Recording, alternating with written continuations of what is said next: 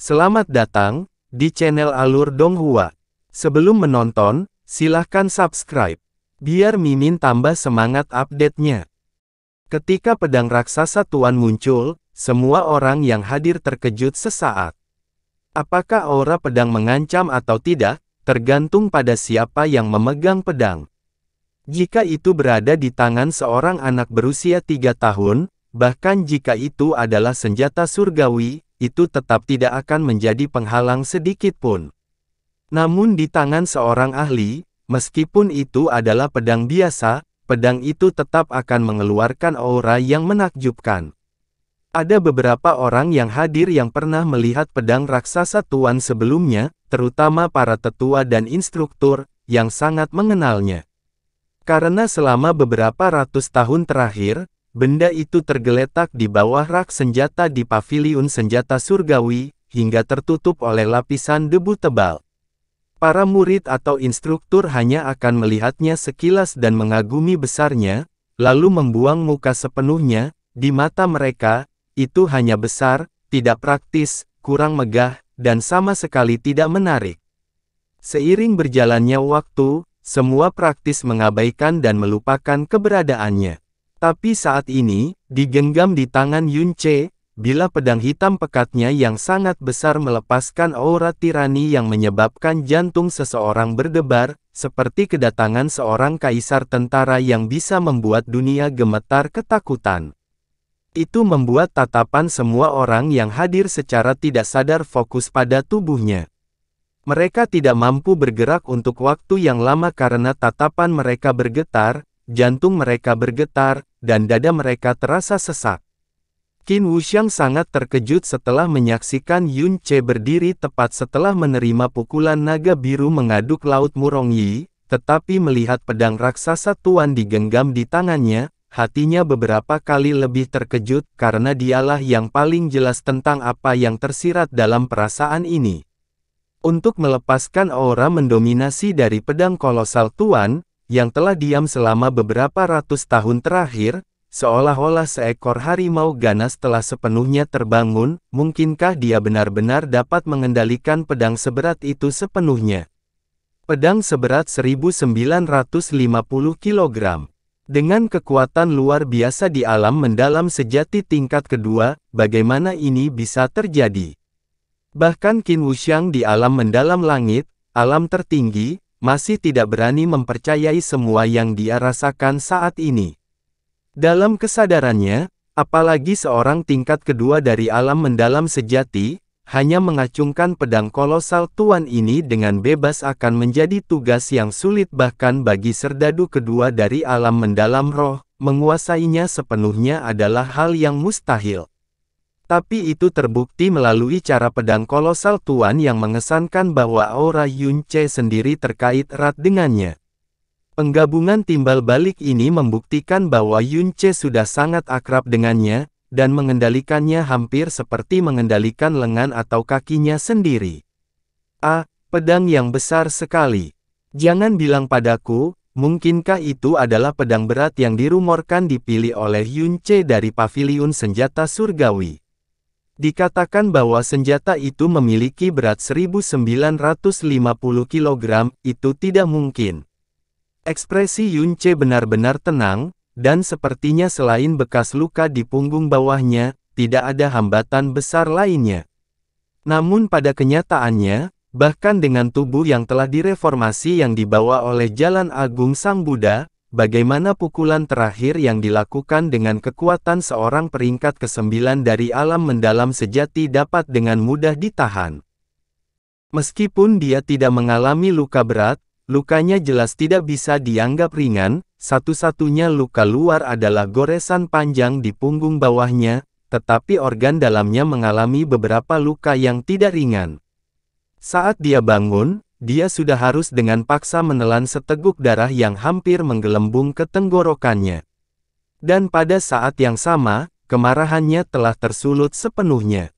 Murong Yi, awalnya aku menantangmu hanya untuk menggunakanmu sebagai bentuk tekanan dan untuk menguji kemampuanku, tapi aku tidak pernah menyangka bahwa, dengan statusmu sebagai murid Istana Dalam, kamu sebenarnya akan begitu hina dan pengecut. Membuang mukamu hanya demi kemenangan, karena memang begitu, aku juga tidak punya alasan untuk bersikap sopan lagi. Yun Ce menyatakan dengan suara rendah. Hahaha. Murong Yi mulai tertawa terbahak-bahak, tapi tawanya sangat kering dan membosankan. Dia kemudian berkata dengan wajah muram, Yun Ce, kamu memang sedikit lebih kuat dari yang kubayangkan, tapi kamu masih jauh dari cocok menjadi lawan ayahmu. Saya akan memberi tahu Anda kekuatan puncak alam mendalam sejati. Sebaliknya, pedang di tangan Anda, apakah Anda benar-benar dapat menggunakannya? Hahaha. Di tengah tawanya yang liar, Murong Yi tiba-tiba berteriak keras dan energi dalam di tubuhnya terhempas ke depan dengan ganas seperti gelombang yang bergelombang. Energi mendalam yang kental mengedarkan permukaan tubuhnya seperti gelombang saat melilit seluruh tubuhnya. Udara di sekitarnya langsung menjadi kacau dan menimbulkan gelombang riak. Kali ini, Murong Yi secara menyeluruh tidak menahan diri sedikit pun. Sebab, bayangan kemungkinan kekalahan pada Yun Ce kembali muncul. Saat dia menggenggam pedang raksasa itu, organ-organ dalamnya bergetar hebat dan mengembang secara gila-gilaan, seolah-olah seringai iblis telah menghasilkan ketakutan yang besar dalam dirinya. Dia tidak bisa kalah, tidak peduli apa, dia tidak bisa kalah. Energi dalam yang dilepaskan secara paksa melonjak secara substansial, dan seluruh tubuh Murong Yi terangkat ke udara. Dengan suara gemuruh, tombak perak di tangannya menusuk Yun Ce dengan cepat seperti kilat, dan setiap kali tombak panjang itu ditusukkan ke depan, ia meninggalkan serangkaian bayangan tombak. Dalam sekejap mata, segudang bayangan tombak menyebar secara horizontal di langit seperti badai besar yang mematikan dan menyelimuti Yun Ce, menutup semua kemungkinan rute pelariannya. Setiap bayangan tombak mengeluarkan cahaya dingin yang menakjubkan dan masing-masing memiliki kekuatan yang cukup untuk menembus batu besar. Setelah teknik ini dirilis, semua instruktur dan tetua yang hadir mengungkapkan ekspresi penuh kejutan. Teknik pamungkas terkuat dari seni tombak naga biru, bayangan naga penyucian.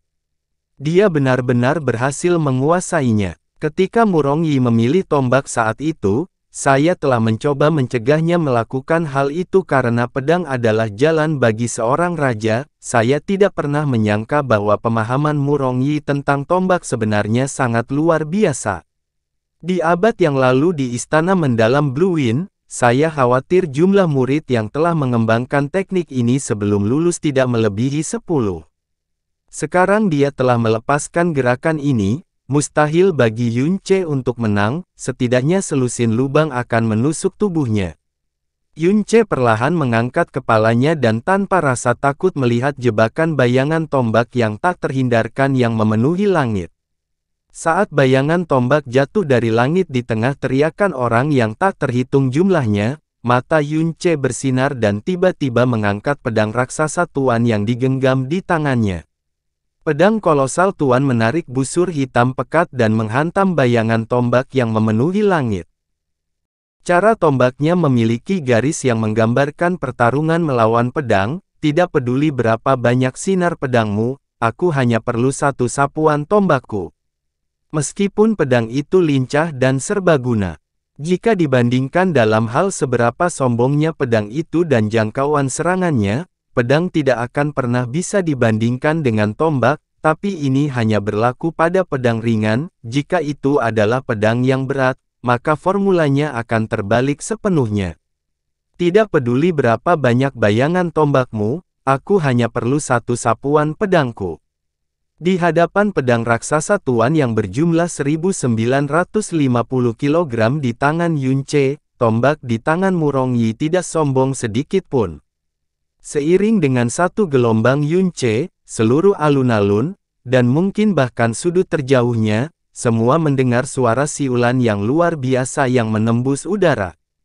Tubuh pedang besar itu bertabrakan dengan bayangan tombak yang tak terhitung jumlahnya. Dalam sekejap, suara penghancuran yang sangat padat terdengar. Bayangan tombak yang memenuhi langit meledak dan pecah seperti pecahan kaca yang rapuh. Dalam sepersekian detik, bayangan tombak yang dihasilkan oleh Murong Yi dengan seluruh energinya yang dalam, tersapu bersih seperti dedaunan yang tertiup angin kencang. Pada akhirnya, pedang raksasa Tuan Besar mengeluarkan suara siulan yang mirip dengan angin badai, dan menghujani tombak perak yang ada di tangan Murong Yi dengan keras. Suara serangan yang sangat memekakkan telinga terdengar. Tombak perak di tangan Murong Yi seketika berubah menjadi bentuk bulan purnama, lalu langsung patah dengan bunyi retak. Kekuatan yang luar biasa, yang belum tersebar, memecahkan jaringan antara ibu jari dan jari telunjuk Murong Yi dalam getarannya. Di tengah jeritan darah yang mengental, tombak perak yang patah itu terbang dari tangannya dan terbang dalam jarak yang sangat jauh sebelum mendarat di pinggiran kerumunan besar. Pedang kolosal Tuan Yunce juga telah diangkat dari kiri bawah ke kanan atas saat ini, menyelesaikan setengah busur sempurna. Pada saat yang sama, area di bawah panggung yang dia hadapi tiba-tiba meledak menjadi kekacauan. Di bawah hantaman keras yang dibawa oleh pedang berat itu, kerumunan yang berada hingga 10 kaki dari panggung semuanya merasa seolah-olah ada palu berat yang dibanting ke dada mereka. Mayoritas orang yang hadir langsung terlempar ke belakang, mengubah kerumunan besar menjadi tumpukan orang yang kacau balau. Kekuatan pedang ini, yang hanya berasal dari satu serangan dari seorang praktisi tingkat kedua dari alam mendalam sejati, benar-benar mengejutkan. Murong Yi, yang tertahan di udara, akhirnya mendarat di tanah. Duduk di sana sambil lumpuh di tempat dengan mata yang menatap kosong, nampaknya dia tidak percaya bahwa semua yang telah terjadi adalah kenyataan. Dia telah menghabiskan 2 tahun untuk memahami serangan mematikan ini, dan itu selalu menjadi pilihan terakhirnya yang sangat tersembunyi dan kartu truf. Tapi ketika dia menggunakannya untuk pertama kalinya hari ini, itu telah dikalahkan sepenuhnya hanya dengan satu serangan dari lawan. Bahkan tombak kesayangannya, telah patah seolah-olah dia sedang dalam mimpi buruk. Tombak yang dia gunakan jelas bukan tombak biasa, itu adalah artefak mendalam roh, tombak naga perak, dari paviliun senjata surgawi. Tapi naga perak yang mengaum telah menemui tuan yang terbangun, jadi satu-satunya hasil adalah menginjak-injak secara tidak sengaja. Yunce, Yunce, aku akan membunuhmu. Murong Yi, yang sudah lama linglung, tiba-tiba meraung dan melompat dengan tiba-tiba. Seolah dia sudah gila, dia mengulurkan tangan untuk meraih leher Yunce. Murong Yi menghabiskan sebagian besar energinya dan menggunakan bayangan naga penyucian sekali lagi. Sampai sekarang, paling banyak dia hanya bisa memanfaatkan sekitar 70% kekuatannya pada kondisi puncaknya. Berbeda dengan Yunce yang tenang dan tenang yang memegang pedang berat di tangannya, kualifikasi apa yang dia miliki untuk melawan Yunce? Menghadapi perjuangan terakhir Murong Yi, Yunce tertawa dingin. Tubuhnya meledak keluar dengan cepat, dengan tangannya masih memegang pedang besar yang berat, namun kecepatan gerakannya tidak lebih lambat dibandingkan sebelumnya. Kemudian, tanpa melihat ke arah Murong Yi, pedang berat itu menyapu ke atas. Badai angin berputar di tengah suara siulan. Pedang berat itu tidak benar-benar menyentuh tubuh Murong Yi, tetapi bahkan badai yang menakutkan ini adalah sesuatu yang tidak bisa dilawan oleh Murong Yi sama sekali. Tubuh Murong Yi langsung terlempar ke atas hingga tingginya hampir 10 kaki di udara.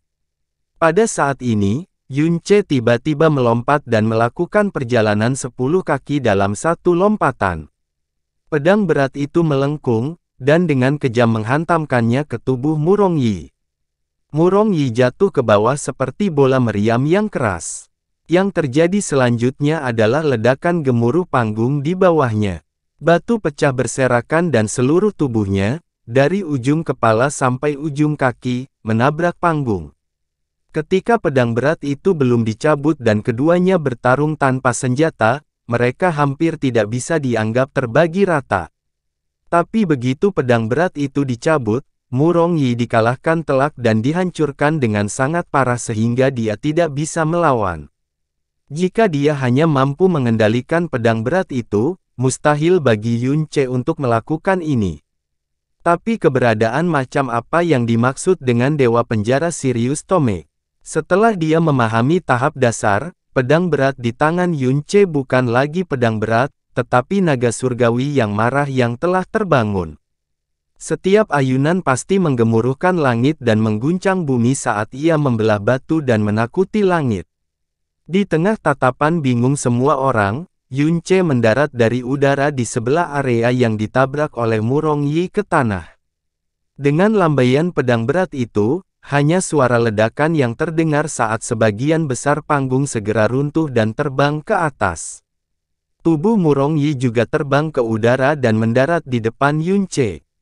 Saat ini, pakaian Murong Yi benar-benar compang camping, dia berlumuran noda darah, wajahnya kabur karena kotoran dan darah. Meskipun matanya masih terbuka, matanya sudah tidak memiliki ekspresi apapun dan redup seperti abu mati. Yunce mengambil satu langkah ke depan, menjatuhkan pedang berat itu ke tanah, dan dengan angkuh menatap ke arah Murong Yi. Murong Yi, apakah kamu masih ingin bertarung? Jika Anda ingin melanjutkan, saya akan dengan senang hati mematuhinya. Kamu adalah murid istana dalam tingkat 9 mendalam sejati, namun dengan kekuatan penuhmu, kamu hanya mampu membuatku mengayunkan pedang beratku 3 kali, kamu pasti merasa belum menunjukkan kekuatanmu. Tidak perlu terus berjuang. Qin Wuyu berjalan mendekat, meskipun kamu bertindak dengan belas kasihan, luka Murong Yi masih tidak ringan dan dia tidak lagi memiliki energi untuk bertarung. Pertarungan ini, Yunce, kamu telah menang dengan kemenangan yang luar biasa. Dia telah melihat dengan jelas bahwa jika Yunce tidak menunjukkan belas kasihan dalam serangan ketiganya, keganasan dan kekuatan tak tertandingi dari pedang berat itu akan cukup untuk membubarkan perlindungan dari energinya yang hampir habis, dan menghancurkan Murong Yi menjadi daging cincang. Yunce menyimpan pedang raksasa tuannya dan tidak berbicara lagi saat dia berdiri di sana sambil tersenyum tipis. Seluruh panggung telah menghilang, berubah menjadi tumpukan reruntuhan. Setiap murid di sekitar di dekatnya memiliki ekspresi keterkejutan dan ketidakpercayaan yang tertulis di wajah mereka. Ketika Qin Wuyu mengumumkan hasilnya, tidak hanya tidak ada yang bersorak keras, sebenarnya hanya ada medan keheningan yang mematikan.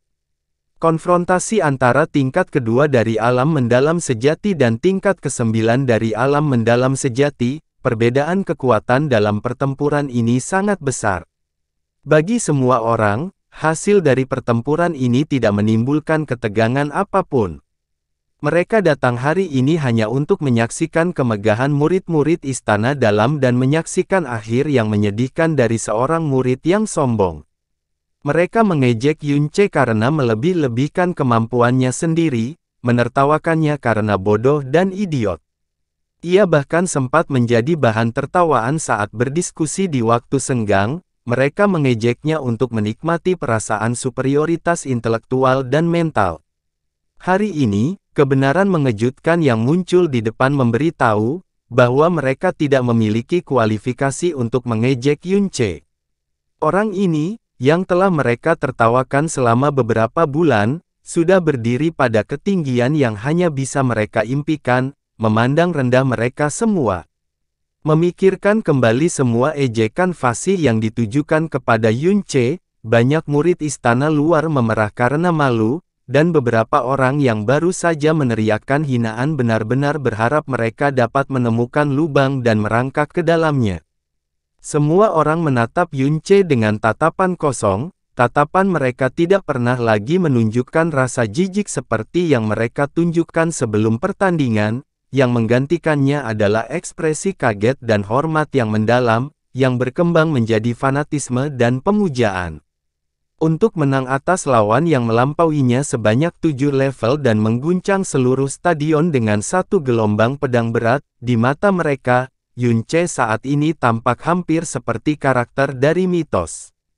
Terutama 3 serangan yang menggemparkan bumi, yang cukup untuk membuat semua orang merasakan kejutan yang membekas.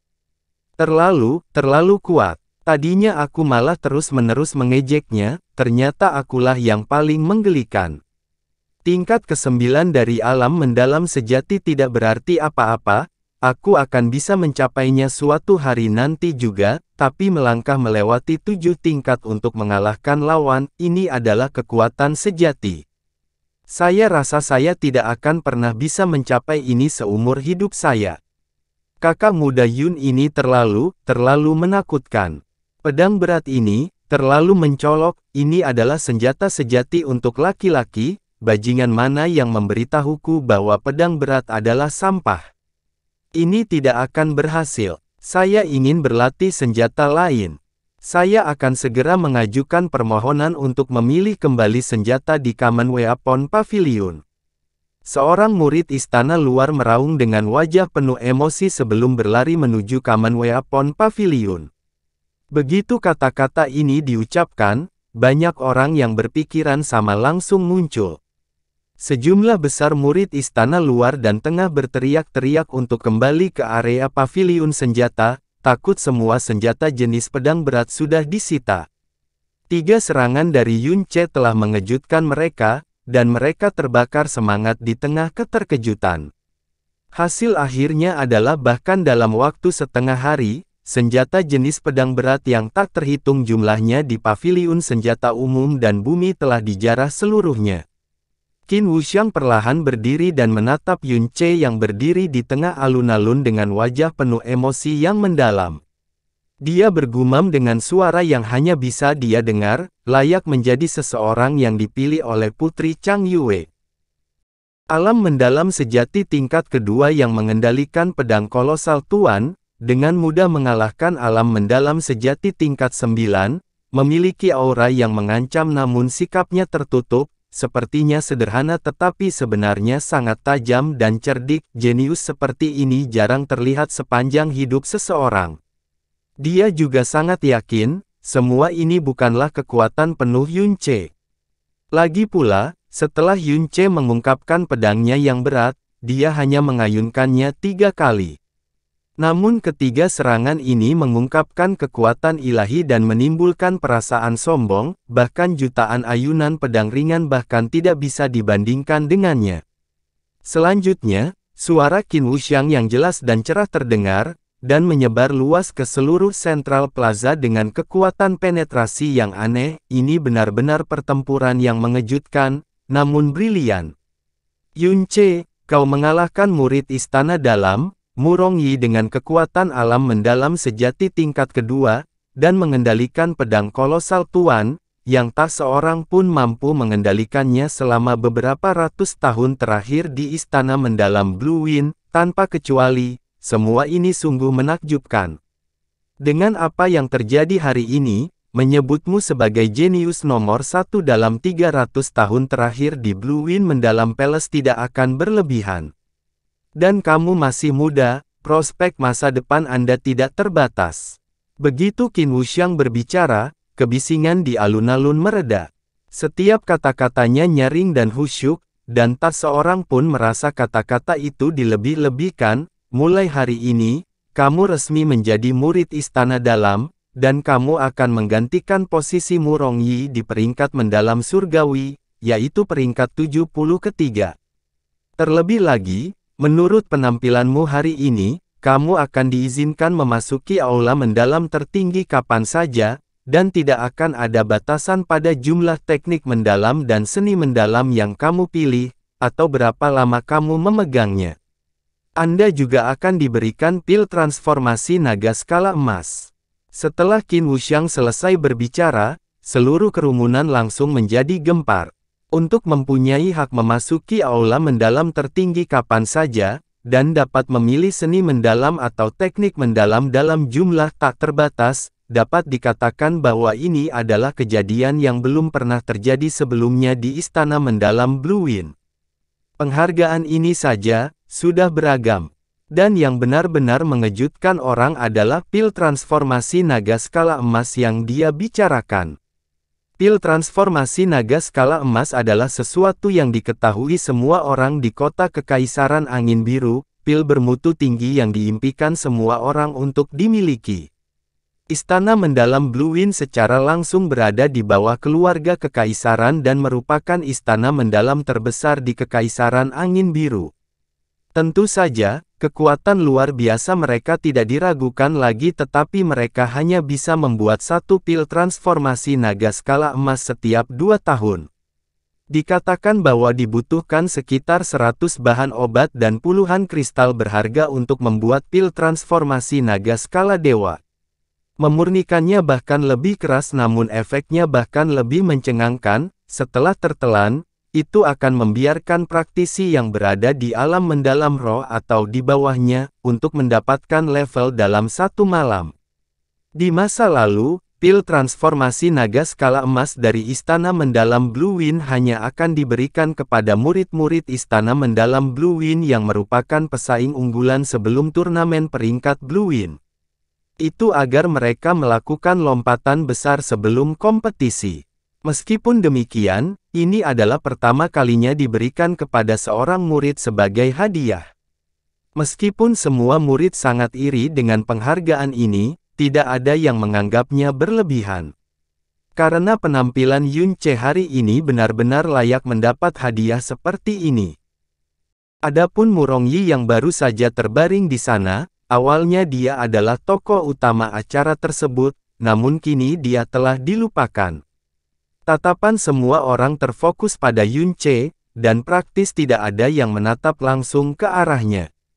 Murong Ye menyerbu ke depan, membantu Murong Yi bangkit, dan bersiap untuk pergi sambil mengatupkan giginya. Saat dia mengambil 2 langkah, sosok Yun Ce terdengar dari belakangnya. "Jadi, kamu akan pergi begitu saja?" Tubuh Murong Ye bergetar dari ujung kepala sampai ujung kaki, dan berbalik dengan susah payah. "Yun Ce, kamu sebaiknya tidak melakukan intimidasi secara berlebihan. Sepupuku adalah satu-satunya putra jenderal besar lapangan utara. Anda benar-benar telah menyinggung sepupu saya hari ini. Tunggu saja untuk menyesalinya." Ekspresi Murong Ye tegas namun isi perutnya lembut. Saat dia berbicara dengan jahat, tubuhnya gemetar, dan jantungnya berdetak lebih kencang. Meskipun dia tidak mau mengakuinya, kenyataannya adalah, sebagai orang yang selalu membual tentang kejeniusannya. Perbedaan antara dia dan Yun Ce tidak kurang dari jarak antara langit dan bumi. Di depan Yun Ce, apalagi sombong, dia bahkan tidak memiliki kualifikasi untuk menjilat sepatunya. "Kakak senior Murong, tidak perlu terlalu gugup. Saya hanya ingin mengingatkan Murong Yi tentang sesuatu." Yun Ce tersenyum ringan. "Saat itu, ketika kami menjadwalkan pertarungan, kami sepakat di depan orang banyak bahwa, jika saya kalah, Anda dapat menghukum saya sesuka Anda, tetapi jika Anda kalah, Anda harus menyetujui 3 dari tuntutanku, dan kamu pastinya tidak bisa menolak tuntutan ini. Murong Yi, kamu tidak mungkin melupakan hal ini, kan? Tidak apa-apa jika Anda lupa. Siapapun yang hadir pada saat itu dapat membantu Anda mengingat." Kepala Istana Qin juga menjadi saksi saat itu. "Kamu," wajah Murong Yi yang terluka parah tiba-tiba berubah menjadi ungu, dan bibirnya bergetar. Setelah itu, matanya berputar ke atas, dan langsung pingsan karena marah. Siluet putih muncul di depan Yun Ce dan Feng Baiyi muncul, berdiri di antara dia dan Murong Yi. Untuk mengakhiri pertarungan yang telah ditentukan ini dengan kesimpulan seperti itu, ekspresi Feng Baiyi sangat jelek, tapi senyuman dingin masih tersungging di sudut mulutnya. "Anak nakal Yun Ce, lumayan, sedihnya, untuk anak nakal liar tanpa latar belakang sepertimu menjadi begitu sombong, kamu akan membayarnya dengan pahit nanti." Yun Ce membalas senyuman dingin yang sama. "Ada banyak orang yang ingin aku membayar dengan pahit, tetapi jika mereka tidak menjadi lumpuh, mereka akhirnya mati. Saya sebenarnya sangat menantikan untuk melihat, siapa berikutnya yang ingin saya membayar dengan pahit." Mata Feng Baiyi menyipit tajam dan seberkas rasa dingin muncul di alisnya. Dia berbalik, dan membawa Murong Ye dan Murong Yi yang tidak sadarkan diri pergi. "Kakak ipar, kakak ipar." Xia Yuanba membuang banyak energi untuk akhirnya menembus lapisan orang, dan menyerang di depan Yun Che. Wajahnya memerah, dan berseru dengan emosi yang ekstrim, "Saya baru tahu, kakak ipar pasti akan menang. Wah, kakak ipar, kamu benar-benar menjadi sekuat ini sekarang. Aku mengagumimu, sangat mengagumimu hingga, Singkatnya, saya sangat mengagumi Anda.